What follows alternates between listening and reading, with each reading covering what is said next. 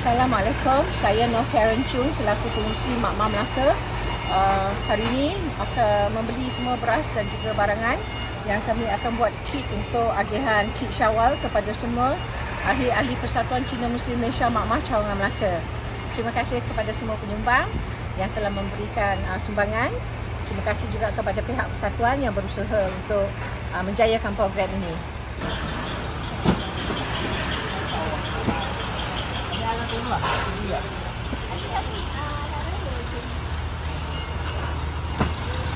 Assalamualaikum, saya Noh Karen Chung, pengurusi Persatuan Cina Muslim Malaysia Mak-Mak Cawangan Melaka, berada di Lotus RM1 sekarang untuk pembelian cordial dan teh Lipton untuk diagihkan sebagai kit Syawal.